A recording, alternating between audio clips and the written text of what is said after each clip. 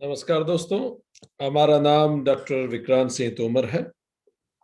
Tapan Chaure foundation, project self incorporation USA, Bharat, Rajput association of Australia और Indore management association की तरफ से आप सभी का हार्दिक स्वागत है। हम भगवत गीता सीरीज का 18वां अध्याय पे हैं।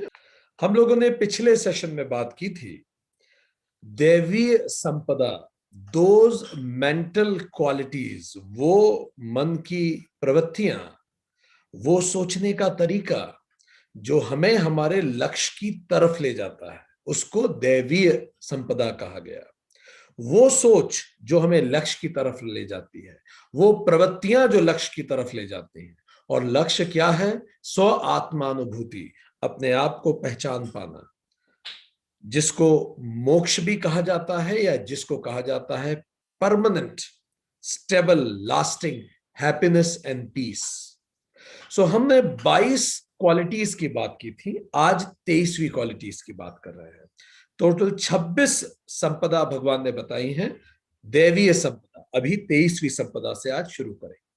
23वीं संपदा है न अति मान्यता, एब्सेंस ऑफ फॉल्स प्राइड, अपने आप में पूज्यता के अभिमान का अभाव, अभिमानहीनता, absence of the need of appreciation, तारीफ मुझे मिले किसी से, मुझे लोग पसंद करें, इस कामना की समाप्ति।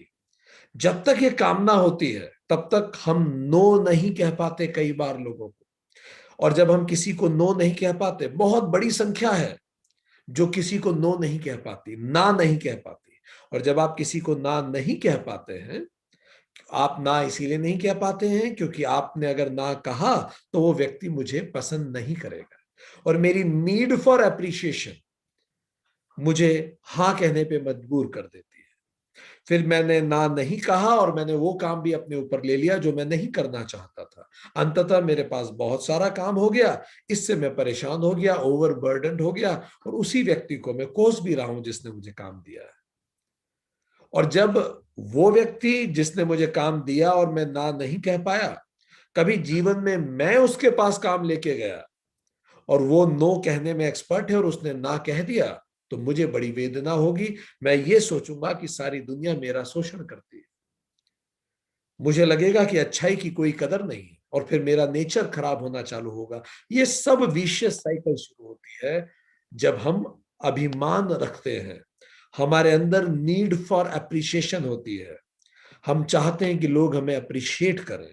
तो आज से इस विचार पर हमें अपने व्यवहार को लेके जाना है, तारीफ या निंदा दोनों के प्रति न्यूट्रल हो जाना है। 24वीं क्वालिटीज दानम, चैरिटी, दान देना। कुरान कहती है जकात मस्ट है, अपनी आय का एक हिस्सा धार्मिक कार्यों में नियोजित किया ही जाना चाहिए। जीसस कहते हैं सुई की छेद से ऊंट निकल सकता है पर अमीर स्वर्ग नहीं जा सकता। हालांकि ये कोइंसिडेंस ही है कि वो नेशंस जो क्रिश्चियन हैं वही दुनिया के सारे विकसित देश हैं अक्सर। बट वो यहां जीसस ने जो कहा उसका तात्पर्य ये है कि यदि आप अपनी आय को सम्यक उपयोग नहीं करते तो भले सुई के छेद से ऊंट निकल जाए, पर ऐसा व्यक्ति जो केवल खुद के लिए जीता है वो स्वर्ग में कोई जगह नहीं बना पाएगा। 5 दूषण हैं दान के। जब भी आप दान दें तो 5 चीजें दान में कभी नहीं होनी चाहिए, उनको दान के 5 दूषण कहा जाता है। पहला, अपात्र को दान देना। अपात्र, जो व्यक्ति उचित पात्र नहीं है, जब आप उसे दान देते हैं तो ये दूषण है, ये कमी है दान की, सुपात्र को दीजिए। विलंब करना दान में, अगर आप डिले कर रहे हो, अगले महीने करूंगा, अगले साल करूंगा, तो ये भी एक दूषण है। तत्काल दान किया जाना चाहिए, जैसे मन में संकल्प आया त्वरित दान कीजिए। मुंह फेर लेना, जिसको आपने दान दिया है उसको कमतर समझना, उसको खुद से हेय समझना आपके दान की गरिमा को नष्ट कर देता है। चौथा, निष्ठुर वचन, जिसको आप दान दे रहे हैं यदि दान देने के बाद, दान देते समय आप कुछ कड़वे शब्द भी उसके लिए बोल रहे हैं, निष्ठुर शब्द बोल रहे हैं, ये भी दान की गरिमा को कम करता है। कम से कम दान देते समय कुछ ऐसा ना बोले। आप उसके हित के लिए भी कुछ कहना चाहते हैं, उसको पहले या बहुत बाद में भले कह दें, पर दान देते समय निष्ठुर वचन न बोले। और पांचवा, दान देने के बाद पश्चाताप करने से भी दान की गरिमा समाप्त हो जाती है। तो ये 5 चीजें कतई न करें जब आप दान दें। और दान के 5 भूषण होते हैं, आभूषण। पहला जो होना चाहिए जब भी आप दान देते हैं, आनंद अश्रु। इतनी खुशी होनी चाहिए कि आप माध्यम बन सके, आपके माध्यम से कुछ हो पा रहा है, आनंद अश्रु। दूसरा, रोमांच होना चाहिए दान देने का, एक्साइटमेंट। जैसे आपको किसी आपकी फेवरेट चीज का एक्साइटमेंट होता है, फेवरेट व्यक्ति के लिए एक्साइटमेंट होता है, ऐसा एक्साइटमेंट स्वतः होता है अगर आप दान बहुत सच्चे मन से देना चाहते हैं। लेने वाले के प्रति आदर। तीसरा, जो भी दान ले रहा है वो कृपा कर रहा है आप पर, कि आपको अपने यज्ञ को करने का मौका मिल रहा है। चौथा, प्रिय वचन, बहुत मधुर वचन दीजिए, बोलिए जब दान। और पांचवा, सुपात्र, सुपात्र को दान दीजिए। वैसे भी शास्त्रों में कहा जाता है धन की 3 ही गति होती है, दान, भोग और नाश। या तो आप किसी को दान कर दीजिए या फिर भोग लीजिए इसको, नहीं तो ये यूं ही खत्म हो जाएगा। सो 25वीं क्वालिटी जिस पे हम भगवान बात करते हैं वो है सत्यम। स्पीक ट्रूथ, सत्य बोलिए। सत्य जब भी आप कहते हैं तो आप में एक बड़ा गहरा मॉरल कॉन्फिडेंस आता है। छोटी मोटी लड़ाइयां आप बिना मॉरल कॉन्फिडेंस से जीत सकते हैं, पर अगर आपको कोई बहुत बड़ी लड़ाई जीतना है तो उसकी शर्त ही ये है कि आप मॉरली करेक्ट होने चाहिए। मॉरल कॉन्फिडेंस सत्य से आता है। गांधी जी जब सत्याग्रह करते थे तो उनकी प्रथम शर्त ये होती थी कि मैं पहले ये जांचूंगा कि ये विषय सत्य है कि नहीं, चंपारण हो या खेड़ा हो। जब अहमदाबाद के मिल मजदूरों ने भी उन्हें बुलाया था महात्मा गांधी को कि हमारी तरफ से आप आंदोलन कीजिए, हमें इंडस्ट्री वाले जितना पैसा हम मांग रहे हैं उतना नहीं दे रहे, तो पहले गांधी ने मजदूरों से पूछा था कि आप कितना पैसे मांग रहे हैं और वो कितना देना चाहते हैं। फिर गांधी जी ने आकलन करके मजदूरों को कहा कि नहीं, आप भी थोड़ा ज्यादा मांग रहे हैं। मजदूरों ने कहा नहीं, हम तो इतना ही मांगेंगे।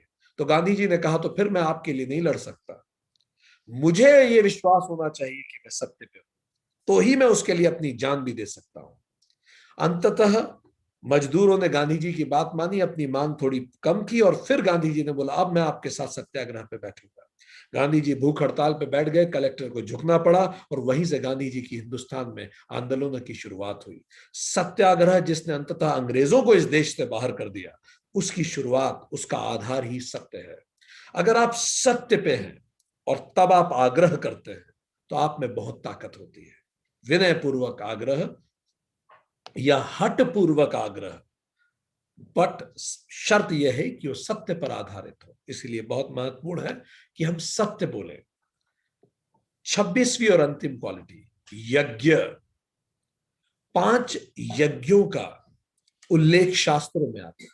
यज्ञ का मतलब सैक्रिफाइस करना, कुछ करना, किसी बेहतर उद्देश्य के लिए करना।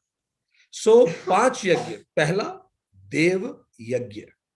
देव यज्ञ का मतलब ये जो 5 एलिमेंट्स हैं, पंच महाभूत जिनसे हम बने हैं, उन सब के लिए हम कुछ करें, इसको देव यज्ञ कहते हैं, टू प्रोटेक्ट दिस एनवायरमेंट। दूसरा, पितृ यज्ञ, ग्रेटिट्यूड फॉर फोरफादर्स, हमारे फोरफादर्स के लिए ग्रेटिट्यूड, हमारे पेरेंट्स की सेवा करना और बच्चों को अच्छा जीवन देना, ये तीनों पितृ यज्ञ होते हैं। पितृ यज्ञ इसीलिए कि अगली जनरेशन को बेहतर बनाएं, पिछली जनरेशन की स्तुति करें और फोरफादर्स को याद करें, क्योंकि हमारे डीएनए में आज भी वो बहते हैं, हमारे अंदर वो आज भी रहते हैं।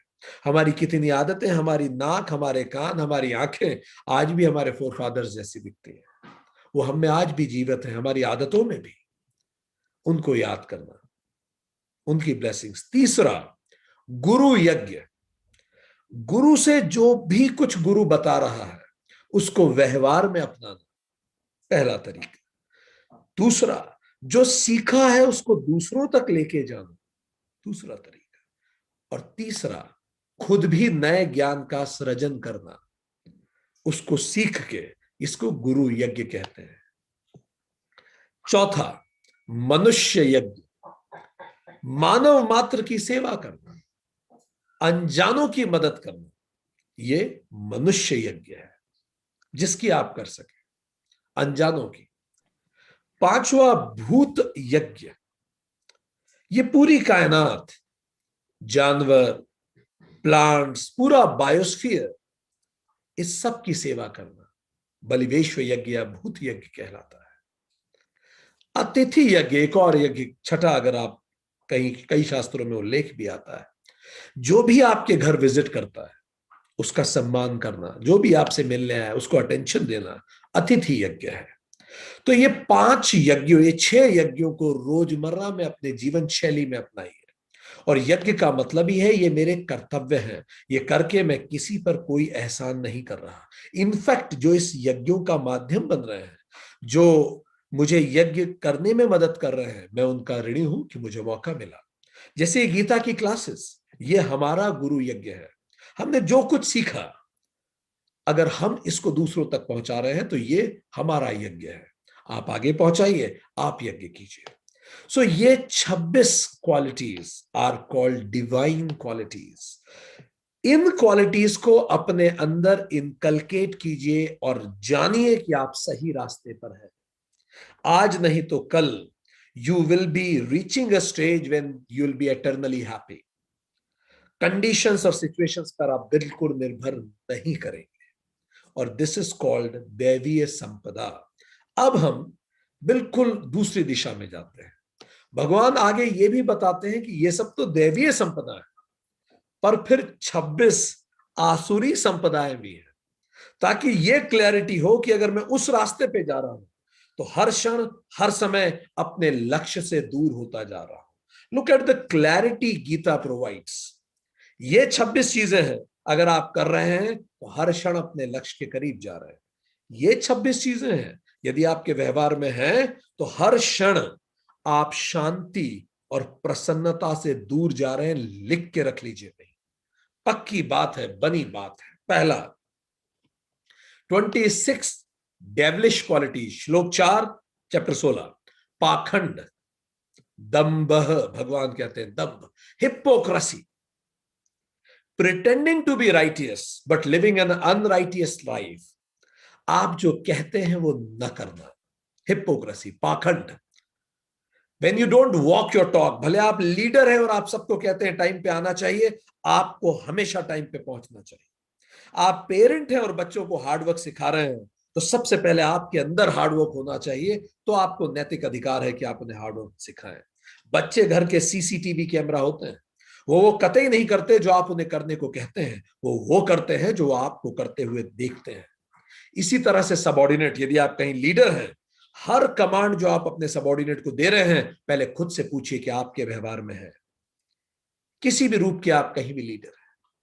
तो अगर ये नहीं है तो पाखंड आपको गलत रास्ते पे लेके जा रहा है। जब महाभारत का युद्ध खत्म हुआ, पांचों पांडवों को जानकारी मिली कि अब इसी के साथ द्वापर युग कुछ समय समाप्त हो जाएगा और कलयुग शुरू होगा, तो पांडवों ने पूछा कृष्ण जी से, कैसा होगा कलयुग, हम तो रहेंगे नहीं उस जमाने में। तो कृष्ण जी ने कहा कि जो जंगल है तुम जंगल घूम के आओ, और जो कुछ तुम्हें देखे वो आके मुझे बताना, क्योंकि कोई भी घटना भविष्य में होने से पहले वर्तमान में अपनी छाया छोड़ती है। तो कलयुग की छाया आ चुकी थी द्वापर में ही। तो कृष्ण ने बोला, आके मुझे बताओ तुमने क्या देखा। तो युधिष्ठिर वापस आए और उन्होंने बताया, मैंने 2 सूंड का हाथी देखा, 2-2 सूंड है। तो कृष्ण ने बोला, हाँ, वो एक खाने की सूंड अलग है और दिखाने की सूंड उसकी अलग है। इसी तरह के प्राणी कलयुग में होंगे, पाखंडी। वो कहेंगे कुछ और करेंगे कुछ। They will never walk their talk and they will lose the confidence of their subordinates, their kids and the society by and large. अपने अंदर देखिए, हर जो चीज मैं कहता हूं, क्या मैं जीता हूं, ढूंढिए। जिए उसे। दूसरा, दर्पह, घमंड, एरोगेंस, एंडलेस प्राइड। किन चीजों का एरोगेंस होता है लोगों में? लर्निंग का, ज्ञान का एरोगेंस। जिनको ज्ञान का एरोगेंस है, ऋषि विश्वा ऋषि भारद्वाज की वो कथा बड़ी प्रचलित है। ऋषि भारद्वाज ने काफी जन्म लिए, पर लगातार वो हर जन्म पूरा जीवन निकाल देते थे सीखने में, अंतिम पल आ जाता था, भगवान से फिर प्रार्थना करते थे, कुछ सीख ही नहीं पाया, थोड़ा समय और दीजिए। तो पहले जन्म के बाद 500 साल और मांगे, फिर से तपस्या करके 1000 साल मांगे, ऐसे कितने ही जन्म हो गए, और लर्निंग उनकी खत्म ही नहीं हुई। फिर 1000 साल के बाद फिर से उन्होंने भगवान को बोला, प्रभु मुझे एक जन्म और दीजिए, मुझे सीखना है। तो इंद्र ने कहा कि हे ऋषि भारद्वाज, इंद्र ने एक मिट्टी उठाई जमीन से, बोला मेरे मुट्ठी में जितनी मिट्टी है, इतना ज्ञान अभी आपने सीखा है 1000 सालों में, और जितना पूरा कैलाश पर्वत है उतना ज्ञान पूरा है, आपको तो अनंत काल लग जाएंगे सीखने में। तो ऋषि भारद्वाज की आंखों से आंसू निकले, ऐसी कथा है। और तभी से इंद्र ने कहा कि आप सप्त ऋषियों में शुमार हो, और आप जाइए ऊपर और सप्त ऋषि बन जाइए, और रहती दुनिया तक आप पढ़ाई कीजिए, सीखिए, लगातार सीखिए। तो आज भी रात को जब आप सप्त ऋषि देखते हैं, जान लीजिए उसमें ऋषि भारद्वाज अभी तक पढ़ाई कर रहे हैं। और जब आपको लगे कि मुझे बहुत कुछ आता है, तो रात को ऋषि भारद्वाज को देख लीजिएगा, जो कितने युगों से लगातार पढ़ रहे हैं और आज तक केवल मुट्ठी भर ही जान पाए। Pride of learning, pride of wealth, पैसे का प्राइड, स्टेटस का प्राइड, फैमिली का pride, I belong to that family, fine. Blue blooded family, blue blood का शब्द ही ऐसे निकला कि वो डचेस ऑफ ब्रिटेन जो होती थी, वो इतनी गोरी होती थी, जो राजघराने की महिलाएं होती थी, कि उनके हाथ से उनकी ब्लड की वेसल्स दिखती थी, वो ब्लड, वो उनकी धमनियां दिखती थी, तो उसमें ब्लड नीला दिखता था। तो लोगों को लगता था कि चूंकि इतनी गोरी होती, लोगों को लगता था इनका खून ही नीला होता होगा, तो वहीं से ब्लू ब्लड शब्द निकल गया। ब्यूटी, सुंदरता का घमंड, पावर का घमंड, इनमें से अगर कोई भी आपके पास है, आपके अंदर है, अपने अंदर देखिए, तो उसको खत्म करना शुरू कीजिए। ये रास्ता हमें हमारे लक्ष्य से दूर लेके जाता है। और घमंड मिटाने के लिए वो लोग बहुत उपयोगी होते हैं, जो बार बार हमारे घमंड को चोट पहुंचाते हैं, तो उनको धन्यवाद दीजिए। ऐसे लोग जो बहुत घमंडी होते हैं, अकेले पड़ जाते हैं, क्योंकि उनका जीवन में सबसे ज्यादा महत्व खुद को ही देते हैं, इसीलिए उनको कम्युनिटी का प्रेम नहीं मिल पाता, और अंतिम में एक लोनली लाइफ वो बिताते हैं। तीसरा, अभिमान, अभिमान। निश्चित तौर पे जब घमंड बढ़ना शुरू होता है, एरोगेंस, घमंड इज एरोगेंस ऑफ समथिंग, जब आप बहुत एरोगेंट होते हैं, तो आप अभिमान से भर जाते हैं। तीसरा दुर्गुण, अभिमान means thinking self as better and different from others. जब आप खुद को दूसरों से बेहतर मानते हैं, and you start looking down on others, दूसरों को लुक डाउन करते हैं, तो यह अभिमान होता है। कहीं हमसे तो ऐसा नहीं हो रहा, कहीं हमारे दिमाग में तो नहीं चल रहा। कई जगह है, कई भारत में तो कई जगह हमने ऐसा देखा भी है कि कई सीनियर अधिकारी जूनियर को केवल इसीलिए कमतर मानते हैं क्योंकि वो एक छोटी सेवाओं से सेलेक्ट हुआ है। ऐसा सब नहीं करते, पर जो ऐसा करते हैं वो उचित नहीं करते। हर व्यक्ति को व्यक्ति मात्र का सम्मान मिलना चाहिए, भारत का संविधान भी यही कहता है, हम सब बराबर हैं, व्यक्ति की गरिमा। चौथा, क्रोध, जिसमें पिछले सेशन में डिटेल में बात हो चुकी है। क्रोध अगली दुर्गुण है जो हमारे अंदर कभी नहीं होना चाहिए। क्रोध आता कैसे है? How I C my self, मैं खुद को कैसे देखता हूं, एंड हाउ वर्ल्ड सी मी, और दुनिया मुझे कैसे देखती है। अगर इसमें कुछ गैप है तो मुझे कष्ट होने लगता है। गैप कैसा हो सकता है? मैं खुद को मानता हूं कि मुझे इतना सम्मान मिलना चाहिए और दुनिया इतना सम्मान दे रही है, तो मुझे दुख होता है उसका। मुझे लगता है मुझे इतना इंपॉर्टेंस मिलना चाहिए, दुनिया कम दे रही है। मुझे इतनी रिकॉग्निशन मिलना चाहिए, दुनिया कम दे रही है। मुझे इतनी सक्सेस मिलना चाहिए, दुनिया कम दे रही है। तो जब दुनिया जितना मैं सोचता हूं मुझे मिलना चाहिए उससे कम देती है, तो मुझे क्रोध आता है। हाँ, और अगर दुनिया ज्यादा देने लगे तो इसी को बोलते हैं इम्पोस्टर सिंड्रोम। इम्पोस्टर सिंड्रोम कई लोगों में हो जाता है, हालांकि विरले लोग हैं जिनको ये होता है। इम्पोस्टर सिंड्रोम का मतलब, कई लोगों को ये लगता है जब उन्हें खूब सम्मान मिलता है, उनको मन ही मन लगने लगता है मैं इस सम्मान के तो लायक बिल्कुल ही नहीं हूं, पता नहीं ये लोग मुझे इतना सम्मान क्यों दे रहे हैं। It is called imposter syndrome, because they don't admit कि उनमें कितनी कमियां हैं, और पर अंदर ही अंदर उन्हें लगता है कि बहुत ज्यादा मिल रहा है, आई डोंट डिजर्व इट। ठीक। और कई लोगों को एरोगेंस भी होने लगता है इस, जब उन्हें ज्यादा मिलता है जितना वो डिजर्व करते हैं। और एक और कारण होता है गुस्से का, जब मेरा इनपुट आउटपुट रेशो, मैंने इतनी मेहनत की जीवन में और इतना पाया, यहां तक मैं संतुष्ट नहीं हूं, दूसरे ने कितनी मेहनत की और उसने कितना पाया, मैं उससे कंपेयर करता हूं। मैंने कितनी मेहनत की और कितना पाया, दूसरे ने कितनी मेहनत की और कितना पाया, और अगर वो रेशो में भी डिस्टर्बेंस है, उसने कम मेहनत में ज्यादा पा लिया, तो मुझे दुख होगा, मुझे क्रोध आएगा। सो ये सब चीजें, ये जो कंपैरिजन है, इट ब्रिंग्स एंगर इन अस। कहीं मैं तो ऐसा नहीं कर रहा, अगर मैं कर रहा हूं तो अपने लक्ष्य से दूर जा रहा हूं, इस पे काम करना शुरू करना पड़ेगा। पांचवा इज पौरुष्यम। पारुष्यम, पारुष्यम का अर्थ है कठोरता। जब आप में क्रोध होता है, क्रोध से कठोरता स्वाभाविक आती है। स्पीच में, बोलने में आप कठोर हो जाते हैं, एक्शन में कठोर हो जाते हैं, विचारों में कठोर हो जाते हैं, आप में फ्लेक्सिबिलिटी नहीं बचती, एक ही विचार आप पकड़ के बैठ जाते हैं, बस ऐसे ही सोचेंगे। एक्शन में कठोर होते हैं, भाषा में, अगर आप बॉस है तो सबॉर्डिनेट को छुट्टी नहीं देंगे, अगर आप रिलेशनशिप में हो तो दूसरों पे ध्यान नहीं देंगे। सो धीरे धीरे ये स्वतः क्रोध आपका अलग अलग तरह दिखने लगता है। छठा, अज्ञान। ये तो गर्भगृह है बाकी सबका। अभयम सबसे बड़ा वर्च्यू है दैवीय क्वालिटीज में, और अज्ञान सबसे बड़ा दुर्गुण है आसुरी संपदा में। सो अज्ञान ही वो गर्भगृह। अज्ञान का मतलब रॉन्ग आइडेंटिटी ऑफ सेल्फ, खुद को नहीं पहचान पाना ही अज्ञान है। तो जब मैं खुद को नहीं पहचानता, तभी दंभ, दर्प, अभिमान, क्रोध और पारुष्यम आता है। इस पे हमने बहुत विस्तार से गीता में चर्चा की है, इसीलिए हम अलग से इसमें डिटेल में नहीं जा रहे। वेदांत में भी हमने चर्चा की है। यदि आपको और जानना है इसके बारे में, तो वेदांत सीरीज का आप सेशन 6 अटेंड कीजिए, अगर आपको यज्ञ पे जानना है डिटेल। कर्मयोग वेदांत सीरीज सेशन 7, सॉरी, वेदांत सीरीज सेशन 7 कर्मयोग, अगर आपको यज्ञों के बारे में जानना है। और चैप्टर 2 गीता सीरीज का पूरा अटेंड कीजिए, अगर आपको जिन चीजों पे अभी हमने चर्चा की उन पर और जानना है। श्लोक 9 में भगवान आगे बताते हैं, नष्टात्मान। इन लोगों के साथ क्या होता है, देयर सोल्स आर ruined, उनका इतना खराब स्वभाव हो जाता है। नष्टात्मान, नष्ट हो जाता है उनका स्वभाव। क्यों नष्ट होता है? They are not happy in self और neither they are happy with self. ना वो खुद में खुश है, ना वो खुद से खुश है।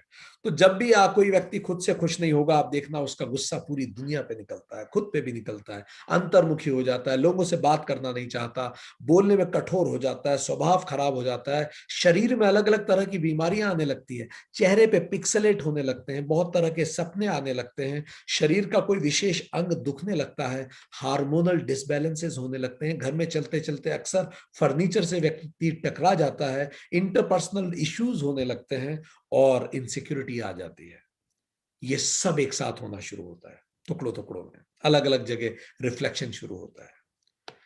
जब हमने कहा वाणी कठोर हो जाती है, इसका मतलब केवल शब्द कठोर नहीं होते, इवन आपकी आवाज भी कर्कशा हो जाती है।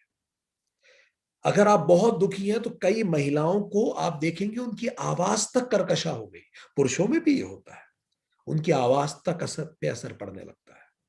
सो इसीलिए ये उनका स्वभाव खराब होता है।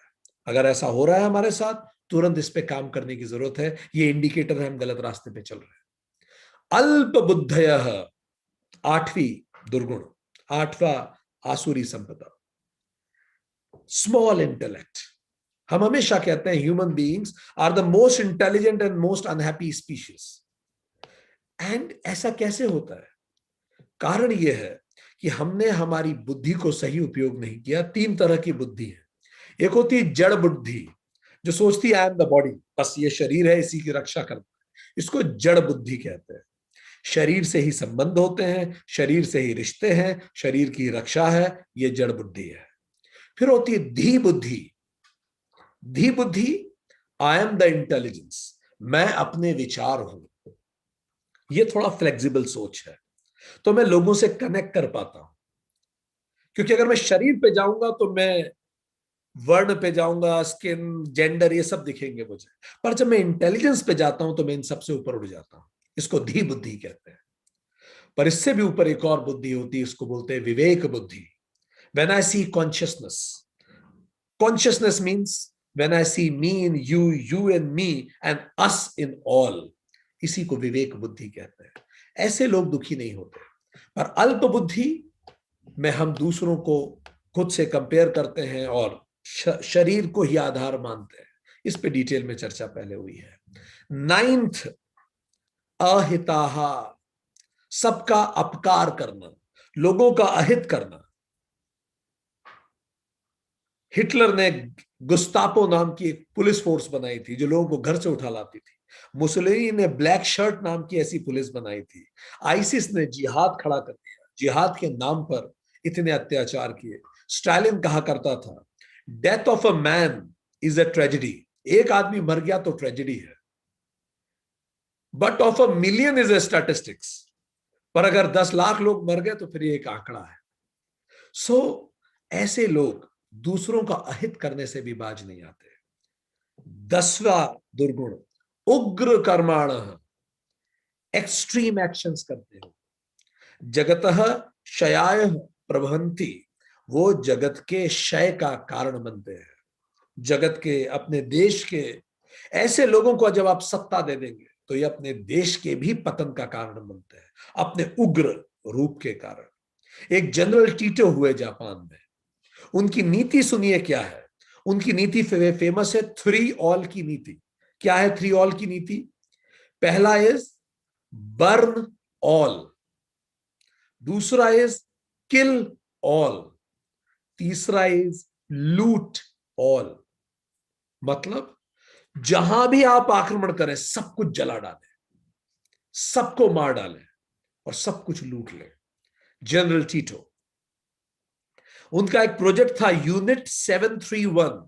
यूनिट 731, ये प्रोजेक्ट ये था कि जीवित इंसानों पे एक्सपेरिमेंट कीजिए। जीवित इंसानों के हार्ट को चीर के देखा जाता था, and huge funding. Unit 731, Japanese government used to fund that. And let me tell you, unit 731 project को कभी भी इंसानों की कमी नहीं हुई। जीवित इंसानों पे किया जाता। जब इन्होंने, जापान ने चाइना पे अटैक किया तो 30 लाख चाइनीज की हत्या कर दी, इसी नीति से, kill all, three all policy. So the point here is, अंततः हुआ क्या? जापान पे एटम बॉम्ब गिरा और ये जो जनरल टीटो थे, इन्होंने खुद के ही पेट में गोली मार ली, और वो मरे तक नहीं। उसके बाद उनको गिरफ्तार किया गया और फाइनली सजा देके फांसी दी। सो ऐसे लोग देश का भी पतन का कारण बनते हैं, परिवार का तो पतन करते ही हैं। 11वीं क्वालिटी, श्लोक 10 क्वालिटी बोल रहे हैं, दुर्गुण, ठीक है, डिस क्वालिटी। 11वीं डिस क्वालिटी श्लोक 10 में, फॉल्स प्राइड, दंभ मान मद अवंता, अविंता। फॉल्स प्राइड, मान, दंभ, मान, मद, अविंता, व्यर्थ का मान, व्यर्थ का प्राइड। एक रेस्टोरेंट में कुछ लोग खाना खा रहे थे, तो जब वो खाना खा रहे थे तो उन्होंने एक को इशारा किया, एक आदमी को, 1 सेकंड। तो वो आदमी आया, बोला 2 रोटी यहां लगवा दीजिए। उस आदमी ने बोला मैं अभी बोलता हूं। वो आदमी चला गया। थोड़ी देर में वेटर ने लाके 2 रोटी दे दी उनको। फिर वेटर ने कहा कि सर, जिनको आपने कहा था वो वेटर नहीं है इस रेस्टोरेंट के। तो उसने कहा अच्छा, तो कौन है? तो उसने कहा सर, वो मेयर है इस शहर के, और वो भी खाना खाने आए थे, वो गुजर रहे थे और आपने उन्हें रोक लिया। तो उस आदमी को इतना गिल्ट हुआ, तुरंत उसके पास गया। वो दूसरी टेबल पे बैठ के कहीं खा रहा था। बोला आई एम सो सॉरी, आप हमारे शहर के मेयर हैं, you are the first citizen, और मैंने आपको रोटी के लिए बोल दिया, आपने बताया क्यों नहीं आप वेटर नहीं? तो मेयर ने मुस्कुरा के कहा, आपने मुझसे रोटी मांगी, मैं क्या कहता? मेरा बस चलता तो मैं लाके आपको दे देता। तो उस आदमी ने बोला मैं आपके साथ एक फोटो खिंचवा सकता हूं। सो किस बात का मद और किस बात का मान? हम धरती पे आए ही इसीलिए हैं क्योंकि हम गलतियों के पुलिंदे हैं। हम में गलतियां नहीं होती तो हम यहां आते ही नहीं। Stop judging each other. एक रेत के कण से छोटे हम लोग हैं, व्यर्थ का मान छोड़े।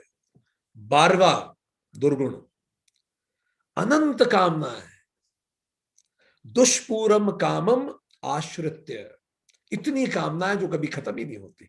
कैपिटलिज्म की जो सबसे सुंदर परिभाषा हमने पढ़ी है वो सुन लीजिए, अनंत लाभ की, सॉरी, असीमित लाभ की अनंत कामना, this is what is capitalism. असीमित लाभ, प्रॉफिट इनफाइनाइट, एंड कामना never ending, so this is what is it. So that makes us perpetual beggar. जब कामना अनंत होती है तो हम हमेशा गरीब रहते हैं। आपने जब करियर चालू किया था और आपको मारुति जैन खरीदनी थी तो आपको 2 लाख कम पड़ रहे थे उस कार को खरीदने में। आज 10 साल का करियर हो गया, अब आपको होंडा सिटी खरीदनी है, अभी भी आपको 2 लाख कम पड़ रहे हैं होंडा सिटी खरीदने के लिए। अब आपका 20 साल का करियर हो गया और अब आपको बीएमडब्ल्यू खरीदनी है, एंड स्टिल आपको 5-7 लाख उसको खरीदने के लिए कम पड़ रहे हैं। आप रिटायर्ड होने वाले होंगे और आपको फरारी खरीदनी होगी, उसके लिए भी आपको पैसे कम ही पड़ेंगे। कारण अनंत कामना हमें परपेचुअल बैगर रखती है।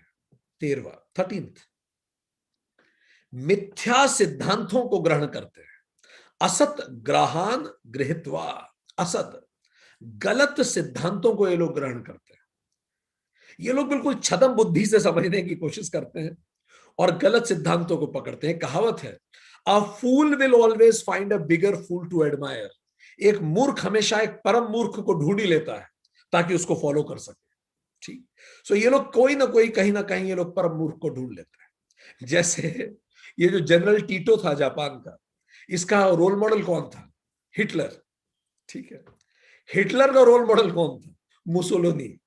तो ये एक दूसरे के रोल मॉडल बने हुए थे, and all were equally devil in their approach. ठीक, एक गद्दाफी नाम के भी हुए, कर्नल गद्दाफी, आपने सुना हो, ठीक है, लीबिया का। उसने एक ग्रीन बुक बनाई थी कुरान पढ़ के। कुरान तो एक महान ग्रंथ है, पर उसने एक ग्रीन बुक बनाई थी और उस ग्रीन बुक के अनुसार चाहता था सारी दुनिया एक ग्रीन बुक पढ़े तो ही सीख पाएगी। और ग्रीन बुक में लिखा था सबको चिकन खाना चाहिए। और चिकन कैसे खाना चाहिए, उसने पूरी लीबिया के लोगों को फ्री में चिकन केज बंटवाया कि हर घर में चिकन को रखने का एक केज होना चाहिए। वो ग्रीन बुक में लिखा था। ग्रीन बुक लीबिया के स्कूल्स में पढ़ाई जाती थी। तो दे क्रिएट सच एनवायरमेंट। क्या कुछ नहीं हुआ। जापान में ये टीटो कहते थे, Japan is a divine power, it can never be defeated, and look what happened to Japan then. So they have some wrong notions. 14th, अशुचित अशुचि व्रताः, भ्रष्ट आचरण करते हैं। भ्रष्ट, अशुचि, शुचिता नहीं होती, व्रताः भ्रष्ट आचरण आचरण करने वाले। कहा जाता है कि कई लोग जब अपने करियर को शुरू करते हैं, सरकारी नौकरी में हो या बिजनेस में हो, कहीं भी हो, कई लोग जब अपने करियर को शुरू करते हैं तो अपनी नौकरी और व्यवसाय के दौरान हर साल उनकी स्पाइन का एक वर्टिब्रा टूटता जाता है। स्पाइन में वर्टिब्रास होते हैं, तो हर साल उनकी स्पाइन का एक वर्टिब्रा टूटता जाता है। और जब 33 साल का करियर हो चुका होता है तो उन्हें याद आते हैं कि स्पाइन में 33 वर्टिब्रा होते हैं, तो उनके सारे वर्टिब्रा टूट चुके होते हैं। और जब वो रिटायरमेंट तक पहुंचते हैं तब वो स्पाइनलेस हो चुके होते हैं। क्यों? क्योंकि सही गलत को बहुत पीछे छोड़ देते हैं। चलिए उस कहानी पे वापस ले चलते हैं। जब पूछा था कृष्ण से कि कलयुग कैसा होगा, तो युधिष्ठिर ने 2 सूंड वाला हाथी बताया था। अर्जुन जब जंगल से लौट के आया तो उसे क्या दिखा? अर्जुन ने बोला कि मैंने बड़ा अजीब सा देखा, एक बड़ा सा पक्षी है और वो उड़ रहा है, उसके पंखों पे वैदिक ऋचाएं लिखी हुई, वेद लिखे हुए हैं उसके पंखों, पर वो नीचे उतर के मरे हुए जानवर का मांस खा रहा है। तो कृष्ण को अर्जुन ने कहा, बड़ा विभत्स लगा मुझे देख के, वैदिक ऋचाएं लिखी और मरे हुए जानवर का मांस खा। तो भगवान कृष्ण ने बोला, बस यही कलयुग में होगा, लोग मरे हुए को भी नहीं छोड़ेंगे। आपने वो आदर्श घोटाले का नाम सुना है, जहां शहीदों की विधवाओं के मकान तक अपने नाम अलॉट कर दिए लोगों ने। आपने कॉफिन घोटाला सुना होगा, शहीदों के लिए जो कॉफिन लिए गए थे उसमें तक ताबूत घोटाला जिसको कहा जाता है। अभी प्रधानमंत्री जो हिंदुस्तान की, उन्होंने 4 शब्द बोले कि कई जगह कई लोग इस तरह से करप्शन करते हैं जिसको कहते हैं नजराना, शुक्राना, हकराना और जबराना। नजराना मतलब अगर आप अपना काम कराने के लिए किसी सरकारी अधिकारी को कुछ पैसे भ्रष्ट आचरण के तहत कुछ पैसे दे दें, रिश्वत दे दें, उसको कहा नजराना। अब आपका काम हो गया तो पैसे और देके आ जाइए, मिठाई देके आ जाइए, इसको कहा शुक्राना। अधिकारी ने आपके काम में बहुत मेहनत की तो हकराना भी लेता है कि अब तो इतना तो बनता है, मेरा हक है। और आखिरी इस जबराना, कई बार आपको जबरदस्ती देना पड़ता है इतना उसे। तो प्रधानमंत्री ने कहा यही इस देश को घुन की तरह खा रहे हैं, इस तरह के लोग। पर शायद प्रधानमंत्री एक और बोलना भूल गए जो हम जोड़ना चाहते हैं। नजराना, शुक्राना, हकराना, जबराना, ये सब तो ठीक है, पर इन सब के बाद इससे भी ऊपर एक होता है जुर्माना, जो आपको फिर भुगतना पड़ता है इस धरती पर। यदि आप गलत करेंगे तो आप इसी तरह से आपका जीवन भ्रष्ट हो जाएगा। एक व्यक्ति हमें बताते थे कि मेरा बेटा बहुत बदतमीजी करता है आजकल। उनकी पूरी स्थिति ये थी कि ये एक नौकरी में थे, नौकरी में इन्होंने बहुत भ्रष्ट आचरण किया और खूब पैसा इकट्ठा करके इन्होंने एक बहुत बड़ा इंजीनियरिंग कॉलेज खोल लिया, मेडिकल कॉलेज भी खोल लिया। तो अब मेडिकल कॉलेज, इंजीनियरिंग कॉलेज इनका बच्चा संभालता था। तो पिताजी कई बार डांट देते थे बच्चे को, बहुत तेज डांटा पिताजी, भाई तुम्हें पैसे की कोई कदर ही नहीं है। तो एक दिन बेटे ने, पता नहीं किस मूड में था बेटा, पिताजी की आंखों में आंखें डाल के कहा कि मैं आपका सम्मान करता हूं, पर मुझे भी पता है कि आपकी नौकरी में आपका वेतन कितना था और उसके अनुसार आप कितना अर्जित कर सकते थे। तो ये जो मेडिकल कॉलेज और इंजीनियरिंग कॉलेज खोले हैं आपने, आपने ईमानदारी से नहीं खोले। तो ये पैसा जैसा आया है वैसा ही जा रहा है।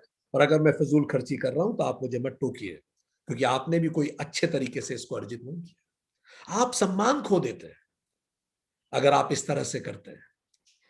हर बार जब हम अच्छे पदों पर रह के गलत काम करते हैं तो शिशुपाल की तरह कृष्ण उस बनाने वाले को गाली देते हैं, और जैसे ही घड़ा भर जाता है 100वीं गाली पे सरे दरबार हमारी गर्दन काट दी जाती है। अगला 15वां, काम उपभोग परमाहा, विषय भोगों को भोगने में तत्पर। इस तरह की कई लोगों की प्रवृत्ति होती है, उनका जीवन का एक ही लक्ष्य है, खूब भोगूं, हर चीज, हर चीज का एक बार टेस्ट ले। हाँ भाई आप लेते रहिए, पर इसमें अगर उम्र बीत गई तो फिर बचेगा क्या कुछ करने को। ठीक, इतना ही सुख है इस प्रकार मानने वाले लोग। अब पिछली उदाहरण से, शिशुपाल के उदाहरण से इसको जोड़िए। हिंदुस्तान में अंग्रेजों का एक अधिकारी आया था, रॉबर्ट क्लाइव, आप सबने नाम सुना होगा। 1757 की बैटल ऑफ प्लासी में उसने जीता था और बंगाल को गुलाम बनाया था। हिंदुस्तान पहली बार गुलाम बना था अंग्रेजों का। इतना लूटा उसने बंगाल को दोस्तों, 2.34 लाख पॉन्ड्स भर के लेके गया पहली बार जब वो लौटा अपने घर। उसको भारत का नवाब कहा जाता था। भारत में अकाल पड़ रहा था, लोग भूखे मर रहे थे, और क्लाइव इतना पैसा भर भर के जाता था।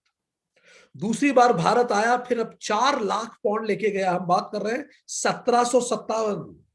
आज 4 लाख पौंड कितने होते हैं आप सोचिए। 1757, आज से 300 साल पहले इतना पैसा वो भारत से लूट के गया that he became one of the richest person in Europe, केवल भारत की नौकरी से। Can you imagine that? Europe के सबसे अमीर व्यक्तियों में से बन गया। हमें बड़ा इंटरेस्ट था ये जानने में, इतने लोग भूखे मरे, इस आदमी ने इतना बुरा किया, इसके साथ क्या हुआ?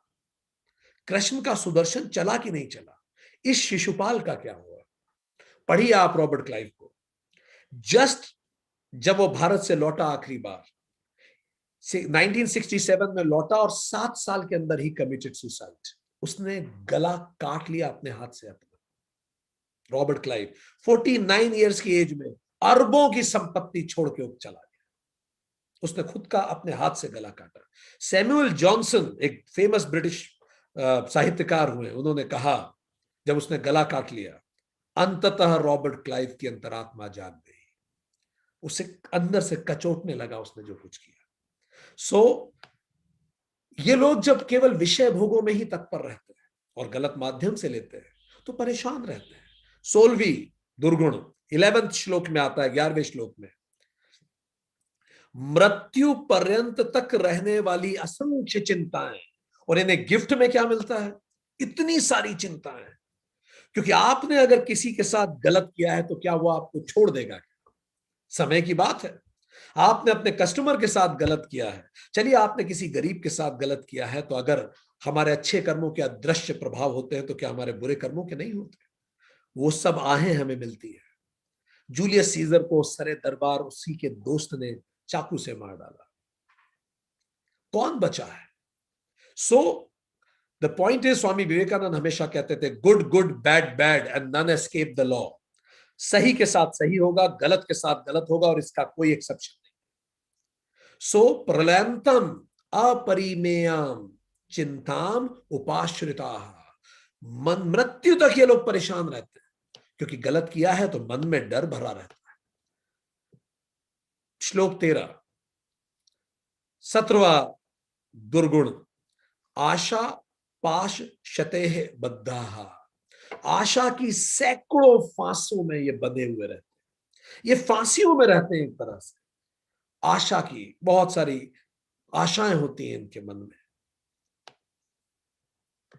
18वां पॉइंट, काम क्रोध परायणा, काम और क्रोध में ही लगे रहते हैं, उनमें ही उनके ही परायण होकर विषय भोगों को अन्यायपूर्वक धन का संग्रह करते हैं। ये जब पैसे कमाते हैं तो ये अन्यायपूर्वक पैसे कमाते हैं। मध्य प्रदेश का व्यापम घोटाला, हमारा सजेशन है, जिन जिन लोगों का इनमें नाम आया था, उनके पूरे जीवन वृत्त को पढ़िएगा, आपको समझ में आ जाएगा कि जब आप गलत करते हैं तो आपके साथ क्या होता है। ठीक, तो ये काम और ये अन्याय करना शुरू करते हैं, कामनाएं और क्रोध के परायण होकर। इनकी इतनी ज्यादा इच्छाएं रहती हैं कि ये गिवन ब्रैकेट में आ ही नहीं पाते, और फिर ये गलत काम करने से बाज नहीं आते। अन्याय का मतलब क्या है? एक बहुत सिंपल सी डेफिनेशन समझ लीजिए। अन्याय का मतलब क्या है? क्या मतलब हुआ अन्याय का? अन्याय का मतलब है डिप्राइविंग द एलिजिबल। जो भी एलिजिबल है, अगर आप उसको डिप्राइव कर रहे हैं, उसको उस चीज को नहीं लेने दे रहे हैं, एंड क्लेमिंग इट इलेजिटिमेटली, और आप उसको ले रहे हैं इलेजिटिमेटली, तो वो अन्याय कर रहे हैं। तो जब भी अन्याय करेंगे, अन्याय will come back to you. Next is श्लोक 17, 19वां आसुरी संपदा, धन मान और मद से युक्त केवल नाम मात्र के यज्ञों द्वारा पाखंड से शास्त्र रहित यजन करते हैं। मतलब ये लोग यज्ञ केवल दिखाने के लिए करते हैं। ये दान देंगे तो सारी दुनिया को बताएंगे इन्होंने दान दिया है, इसको नगाड़े पे पीटेंगे। ये दिखावा ज्यादा करेंगे, काम कम करेंगे। तो ये जो 5 यज्ञ की बात है, ये 5 यज्ञ में दिखाएंगे ज्यादा और 5 यज्ञ में करेंगे कम। नाम मात्र का यज्ञ करते हैं। कहीं हम तो ऐसा नहीं कर रहे हैं। जीसस कहते हैं, यदि तुमने कुछ सत्कार्य किया है और यदि उसकी पता दूसरों तक पहुंच गया, तो वो फिर पुण्य नहीं है, वो पुण्य नहीं है। क्योंकि तुमने उसका यश तो धरती पे ही भोग लिया, तो अब भविष्य में उसके अच्छे रिटर्न्स कुछ नहीं आने वाले। आपने तुरंत उस अच्छे काम को एनकैश करा लिया। जितने लोगों को आपने बताया उसे, उतने लोगों तक अच्छा काम एनकैश हो गया, सो वो पुण्य में नहीं काउंट होगा। सो द पॉइंट हियर इज, इसीलिए गुप्त दान की व्यवस्था की गई। इसीलिए कहा जाता है दान गुप्त होना चाहिए। अब उसी कहानी पे आगे बढ़े। नकुल आया जंगल से। नकुल ने बोला, मुझे तो जंगल में बड़ा अजीब सा दिखा। 5 कुएं थे, उसमें से 4 कुएं चारों तरफ थे और बीच में एक कुआं था। और अजीब यह था कि आसपास के सारे कुओं में पानी था, पर जो बीचों बीच कुआं था वो सूखा था।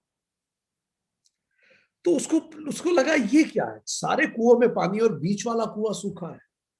तो कृष्ण जी ने बताया, कलयुग में धर्म के नाम पर लोग पैसा लुटाएंगे, पर भूखों को खाना नहीं खिलाएंगे, अनाथों का सहारा नहीं बनेंगे, अनपढ़ को पढ़ाएंगे नहीं, पर धर्म के नाम पे भले वो पैसा लुटा दे।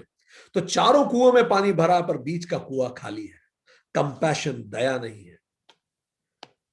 कहीं हम तो ऐसा नहीं कर रहे? थिंक। 20वां जो आसुरी संपदा है, अपने को ही श्रेष्ठ मानने वाले घमंडी पुरुष, आत्म संभाविता स्तब्धा। नाजी कहते थे, नाजीज जो थे, स्लाव और जू लेसर हैं, हम ग्रेटर हैं। जापानीज कहते थे, चाइनीज लेसर हैं, हम ग्रेटर हैं। मुसोलिनी कहता था Il Duce the boss, the big boss. और बिग बॉस का हुआ क्या? Big boss was shot dead और उसकी लाश तक को लोगों ने जूते चप्पलों से मारा, अपने को ही श्रेष्ठ मानने वाले। फाइन। सो जो मुसोलिनी था, वो जब फोटो, वो जब राष्ट्र वहां का चीफ था इटली का, तो बड़े अंदाज से फोटो खिंचाता था, बड़े खूबसूरत कपड़े पहनता था, माचो मैन बन के रहता था, हॉर्स राइडिंग करता था, हॉर्स राइडर था, स्पोर्ट्समैन था, व्हाट नॉट, छाया पड़ा था चारों तरफ। पढ़िए आप उसके बारे में, अंततः क्या अंत हुआ यदि आप गलत रास्ते पे हैं तो। नेक्स्ट इज 21 श्लोक 18। पर निंदा करने वाले, ये लोग पर निंदा करते हैं, दूसरों की आलोचना करते हैं। पहले भी बात हो चुकी है, कतई इसमें ना जाएं। जब भी आप पर निंदा करते हैं, उस व्यक्ति का दुर्गुण आप में आने लगता है, कभी ना करें पर निंदा। 18वां श्लोक 22वां पॉइंट। अपने और दूसरों के शरीर में स्थित मुझ अंतर्यामी से द्वेष करने वाले लोग, ये लोग मुझ में और तुम में जो अंतर्यामी है, जो परमात्मा है, उससे द्वेष करते हैं। आत्म पर देहेशु माम प्रद्वशंति। सो ये निज में और तुम में जो परमात्मा है, उनसे द्वेष करते हैं। Identify with the body. When you identify with the body you feel separation. हमने पहले बात की, जब आप शरीर से आइडेंटिफाई करते हैं तो आपको सेपरेशन मिलता है, लगता है, दूरी महसूस होती है।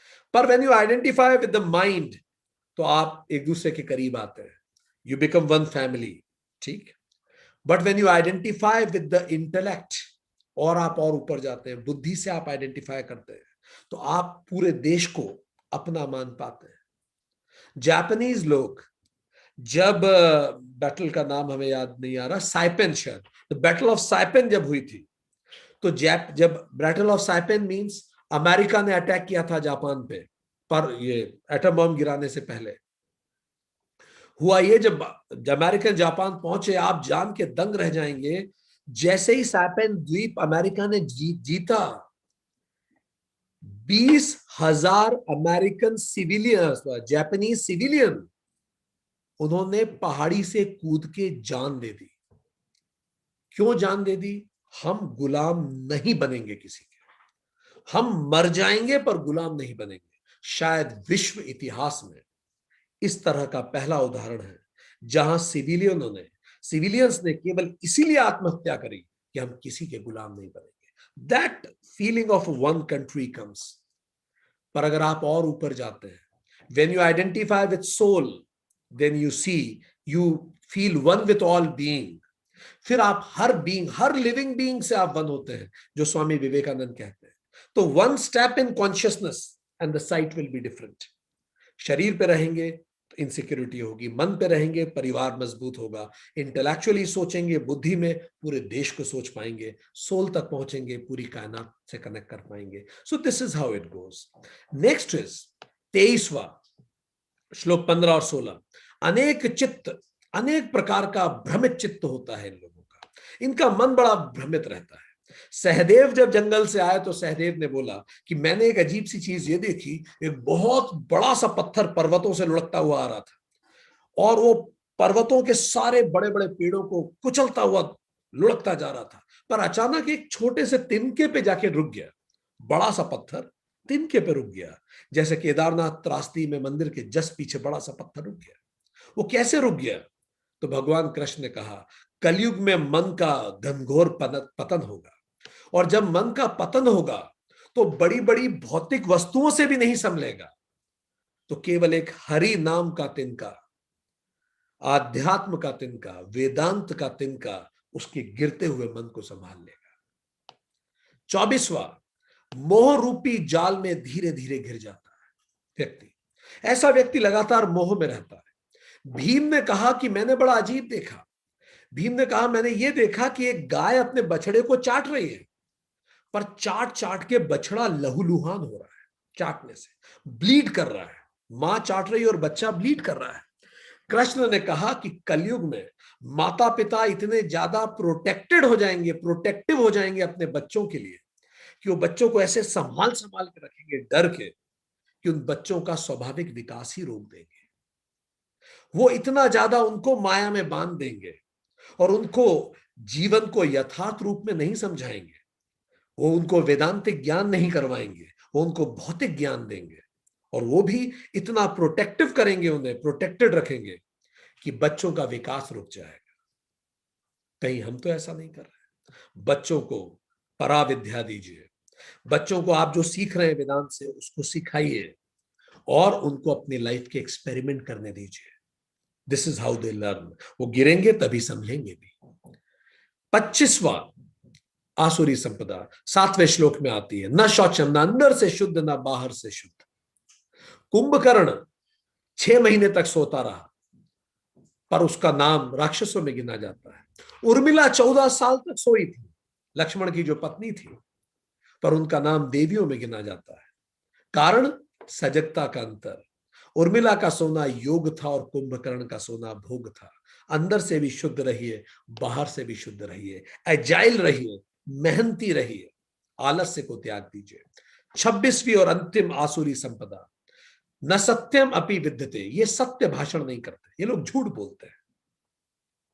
अमेरिका के एक राष्ट्रपति हुए बिल क्लिंटन, उस समय मोनिका लेविस्की का बिल क्लिंटन से अफेयर था, पर बिल क्लिंटन ने झूठ कह दिया था कि ऐसा कोई अफेयर नहीं हुआ और बार बार पे वो झूठ बोलते रहे। ऐसी कुछ घटना हुई थी। उस समय एक जोक चला था, वो जोक क्या था सुनिए। एक व्यक्ति मर के क्रिश्चियन स्वर्ग पहुंचा, तो जब वो स्वर्ग पहुंचा हेवन में, तो फादर एडम्स मिले।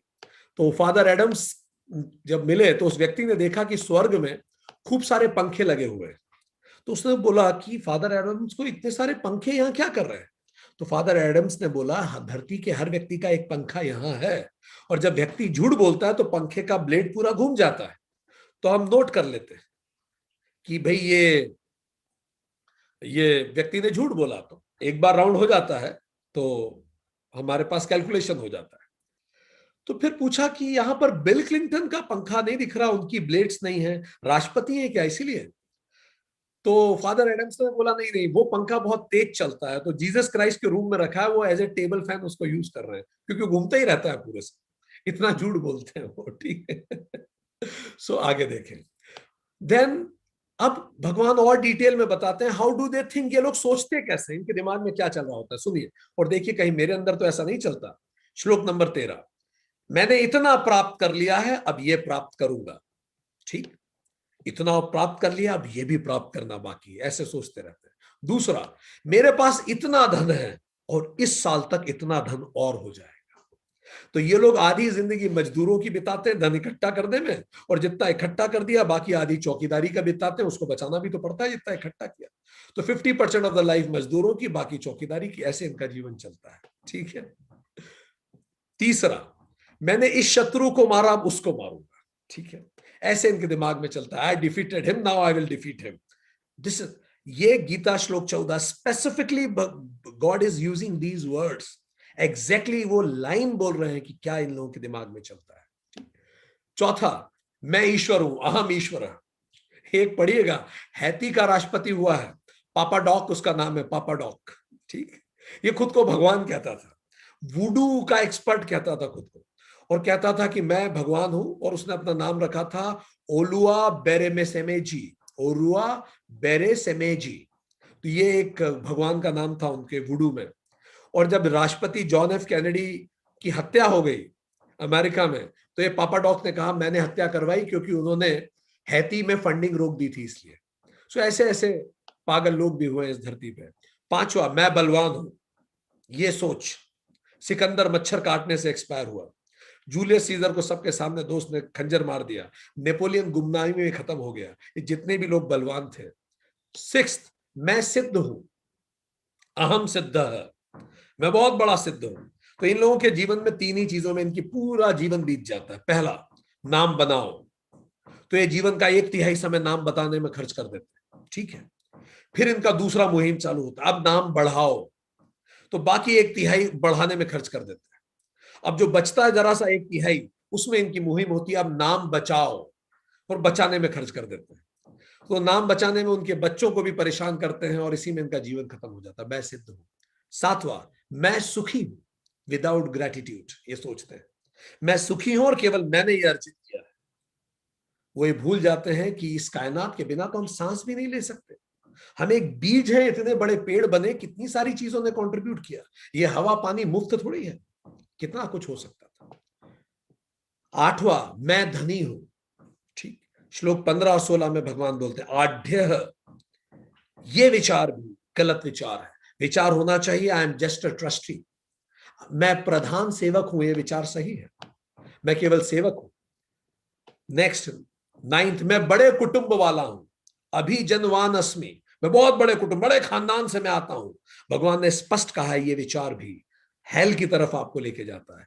हेनरी फोर्ड हमेशा इकोनॉमी क्लास में सफर करते थे फ्लाइट में, उनके बेटे बिजनेस क्लास में चलते थे, फर्स्ट क्लास में चलते थे। लोगों ने हेनरी फोर्ड से पूछा भी, आपके बेटे तो फर्स्ट क्लास में बैठते हैं, आप बिजनेस क्लास में चलते हैं? तो हेनरी फोर्ड मुस्कुरा के कहते थे, मेरे बेटे की बात अलग है, उसका बाप अरबपति है, मेरा पिताजी अरबपति नहीं है। सो नेक्स्ट इज, मेरे समान कोई दूसरा नहीं, ये विचार मयाह सदृश अन्य का अस्ति, मेरे जैसा कोई दूसरा है ही नहीं। ये विचार भी हमेशा इंसान को पतन की तरफ ले जाता है। हम हमेशा कहते हैं ना, वो एक व्हाट्सएप पे हमें किसी ने भेजा था, इंदिरा गांधी नेहरू जी नहीं रहे, शास्त्री जी भी चल बसे, इंदिरा जी की हत्या हो गई, राजीव जी भी नहीं रहे, वाजपेयी जी भी नहीं रहे, आजकल मेरी तबीयत भी कुछ ठीक नहीं रहती, जाने देश का क्या होगा। ठीक, कई लोगों को यह लगता रहता है कि वो है तो ही चीजें चलेंगी। 11वां, मैं यज्ञ करूंगा, ये गलत है, ये एरोगेंस है। होना ये चाहिए, जब भी आप यज्ञ करते हैं हम क्या कहते हैं, इदम नमम, ये मेरा नहीं है। उसी के बाद आप कह सकते हैं शांति ही शांति ही शांति, तभी शांति प्राप्त हो सकती है जब आप कहें इदम नमम। अगर आप अपना मान के कर रहे हैं कि मैं कर रहा हूं तो एरोगेंस आएगा ही आएगा।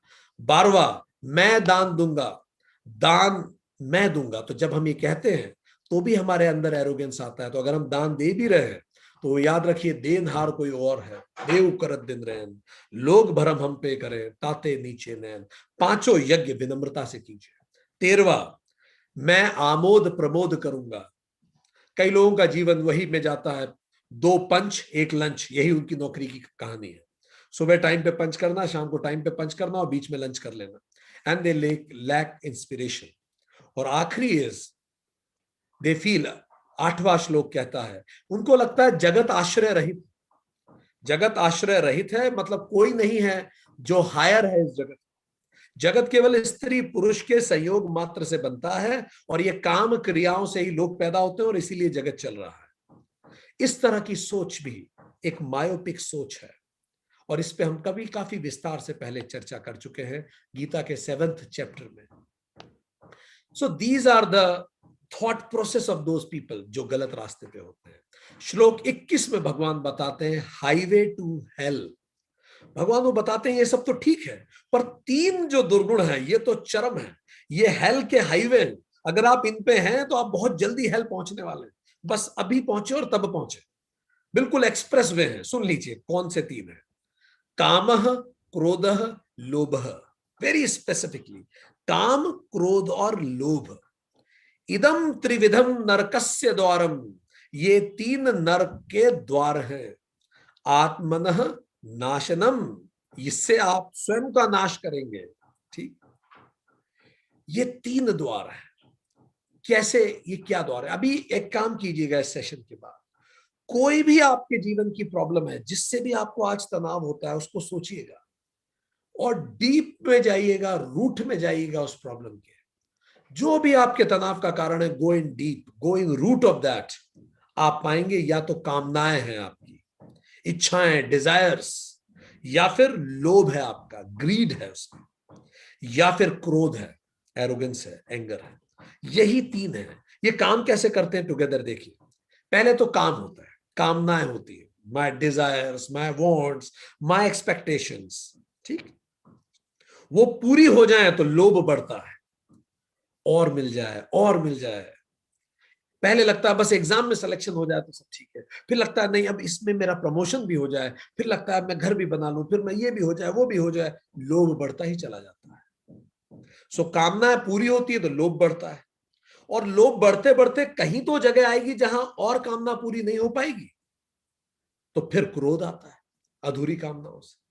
सो कामनाएं बढ़ेंगी तो लोभ होगा, कामनाएं पूरी नहीं होंगी तो क्रोध आएगा। तो सॉल्यूशन क्या है? पहला, नो बाउंडेड डिजायर्स। इच्छाएं स्वाभाविक है, पर मेरी खुशी इच्छाओं पर निर्भर नहीं करती। और ज्यादा जानना है, गीता चैप्टर 6 पढ़िए, डिटेल में इस पे बात हुई है, गीता चैप्टर 6। तो कामनाओं का सॉल्यूशन, एंटीडोट क्या है? No bounding desires. I won't wait कि ये होगा तो मैं खुश हूंगा, मैं खुश हूं और मैं करूंगा। Don't work for happiness, work with happiness. ठीक। दूसरा, लोभ। लोभ का एंटीडोट है ग्रेटिट्यूड। जितना मिला है उसके लिए भगवान को धन्यवाद देने से कभी ना चूके। मटेरियलिज्म का मतलब ही होता है हम लग्जरी को भी नेसेसिटी बना लेते हैं कि अब इससे नीचे तो हम जी नहीं पाएंगे।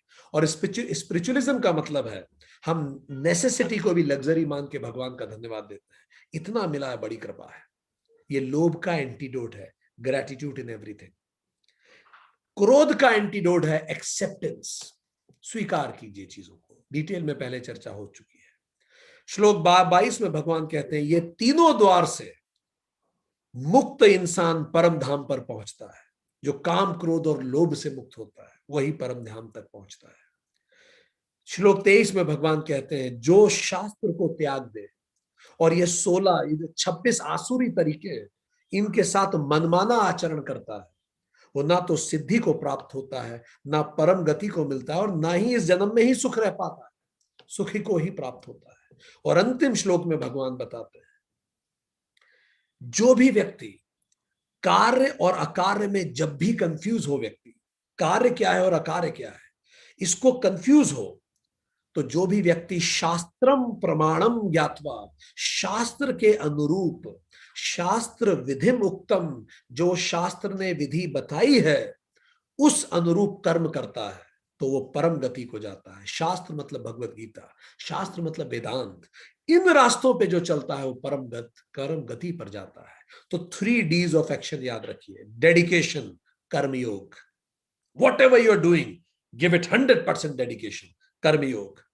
डिवोशन, उपासना योग, complete faith and trust in your work. Hard work is कर्मयोग, पर complete faith in what you are doing, no confusion about it, उपासना योग। Dedication, devotion, and last is discrimination. Clearly understanding what is temporary and what is permanent, what is right and what is good. इसमें clarity. Good तो बहुत लगेगा, सोते रहे बहुत घंटों अच्छा लगेगा, बैठे बैठे खाते रहे बहुत अच्छा लगेगा, but is it right? Clarity, right and good में अंतर, ये ज्ञान योग है। तो डेडिकेशन, डिवोशन एंड डिस्क्रिमिनेशन, ये तीनों चीजें are the 3 dimensions of action. And इसी के साथ गीता का ये चैप्टर समाप्त होता है। सो दोस्तों, हम लोगों ने आज हमने बात की, भगवान ने 26 जो दैवीय संपदा है उसमें न अतिमानिता, एब्सेंस ऑफ फॉल्स प्राइड के बारे में बताया, दानम, चैरिटी के बारे में बताया, और 5 दूषण 5 भूषण हमने पढ़े, और धन की 3 गति पे बात की।